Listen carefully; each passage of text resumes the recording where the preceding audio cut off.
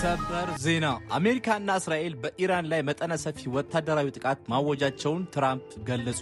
በመካከለኛው ምስራቅ ያለውን ውጥረት ወደ አዲስ ምዕራፍ ያሸጋገረ ሌላኛው ታሪካዊ ክስተት ተከስቷል። የአሜሪካና እስራኤል የጋራ ጦር በኢራን ላይ የተቀናጀ ጥቃት መፈጸማቸውን ተከትሎ ፕሬዝዳንት ዶናልድ ትራምፕ የአሜሪካ ጦር ከፍተኛ ወታደራዊ ክዋኔ መጀመሩን በይፋ አረጋግጠዋል። ፕሬዝዳንቱ ጥቃቱ ከተጀመረ ከጥቂት ደቂቃዎች በኋላ በማህበራዊ ገጻቸው ባሰራጩት የቪዲዮ መልእክት የአሜሪካ ጦር በኢራን ላይ እርምጃ መውሰድ መጀመሩንና ክዋኔም በተቀደው መልኩ የተከናወነ መሆኑን ገልጸዋል። ሶስት ከፍተኛ የአሜሪካ ባለስልጣናት ለጋዜጠኞች በሰጡት መረጃ ይህ ወታደራዊ እርምጃ ለተከታታይ ቀናት ሊቆይ ይችላል ተብሎ ይጠበቃል። ጥቃቱ በዋናነት ያነጣጠረው የኢራን ወታደራዊ አቅም በሆኑ ስልታዊ ስፍራዎች ላይ ሲሆን ከነዚህ መካከል የኢስላሚክ አብዮታዊ ዘብ ወታደራዊ ካምፖች፣ ቁልፍ የመንግስት ህንፃዎችና የአስተዳደር ማዕከላት፣ የኢራን የደህንነት እና የመረጃ መረብ ንብረቶች እንዲሁም የመከላከያ ተቋማት እና የጦር መሳሪያ ማከማቻዎች ይገኙበታል። ይህ ድንገተኛ መጠነ ሰፊ ጥቃት በመላው ዓለም ከፍተኛ ድንጋጤ እየፈጠረ ሲሆን የዓለም አቀፉ ማህበረሰብን በቀጣይ ሊከሰት የሚችለውን ቀውስ በከፍተኛ ስጋት እየተከታተለው ይገኛል። እስካሁን ከኢራን በኩል የተሰጠ ይፋዊ ምላሽ ባይኖርም ቀጠናዎቹ ከጥቂት ሰዓታት የአካባቢ ጂኦፖለቲካዊ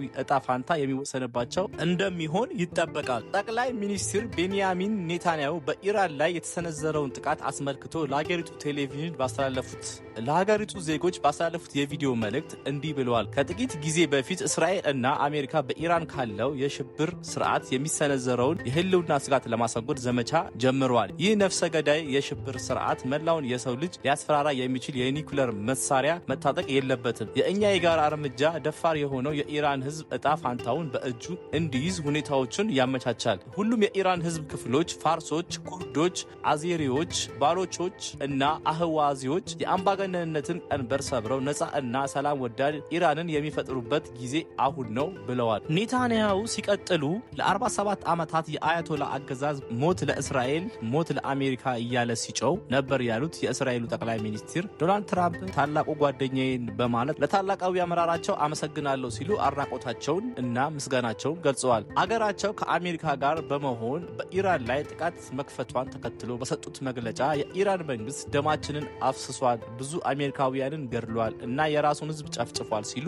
በመግለጫቸው ላይ ወንጅለውታል። ይህ ጉዳይ የሽብርተኛ አገዛዝ መላውን የሰው ልጅ አደጋ ላይ የሚጥል የኒውክሌር ጦር መሳሪያ መታጠቅ የለበትም በማለት የአሜሪካና የእስራኤል የጋራ ዘመቻ የኢራን ህዝብ እጣ ፋንታቸውን ራሳቸው እንዲወስኑ መንገድን እንደሚጠርግ ተናግረዋል። የኢራን ህዝብ አምባገነንነት ቀንበር የሚያስወግድ እና ነጻ እና ሰላማዊ ኢራን የሚመሰረትበት ጊዜ ቅርብ መሆኑን በዚህ መግለጫቸው ላይ ተናግረዋል። ጠቅላይ ሚኒስትሩ የአገራቸው ህዝብ ከወታደራዊ አዛዦች የሚሰጠውን መመሪያ እንዲያከብር ጥሪ አቅርበዋል። በጋራ እንቆማለን፣ በጋራ እንዋጋለን፣ እናም የእስራኤልን ዘላለማዊነት አብረን እናረጋግጣለን ብለዋል። በኢራን መገናኛ ብዙሃን ላይ የሳይበር ጥቃት መፈጸሙ ተነገረ። በርካታ ከኢራን መንግስት ጋር ግንኙነት ያላቸው መገናኛ ብዙሃን ላይ የአሜሪካና የእስራኤል አየር ጥቃትን ተከትሎ የሳይበር ጥቃት እንደተፈጸመባቸው ተገለጸ። ሞሻሃሪ ዴይሊ የተባለው የቴሌግራም ገጽ የኢራን የዜና ወኪሎች እና የኦንላይን ዘገባ የሚያሰራጩ ተቋማት የሳይበር ጥቃት ኢላማ መሆናቸውን ዘግቧል። የቴሌግራም ገጹ እንደዘገበው ከወታደራዊ ጥቃቱ ጎን ለጎን የሳይበር ጥቃቶችም በሰፊው ተጀምረዋል። በርካታ ዋና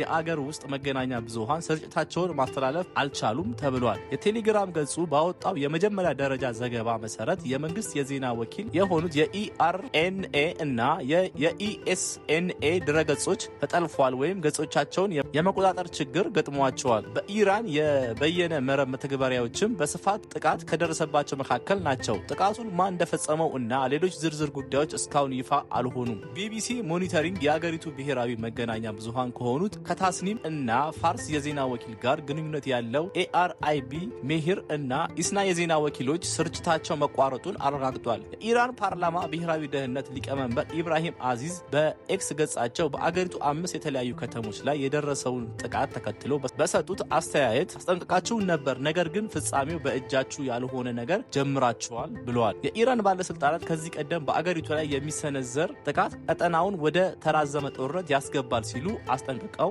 ነበር። የፋርስ የዜና ወኪል እንደዘገበው በኢስፋሃን፣ ቆም፣ ካራጅ እና ኬርማንሻ ከተሞች የፍንዳታ ድምፅ ተሰምቷል። የዜና ወኪሉ በተጨማሪም በርካታ ሚሳኤሎች በኢራን ዋና ከተማ ቴህራን በሚገኘው ዩኒቨርሲቲ ጎዳና እና የሪፐብሊክ አካባቢ መመታታቸው ዘግቧል። በቴህራን በሁለት ቦታዎች ፍንዳታዎች መሰማታቸውን የኢስላሚክ ሪፐብሊክ የዜና ወኪል ዘግቧል። ጭስ በከተማው መሃል ላይ እንደሚታይም ገልጿል።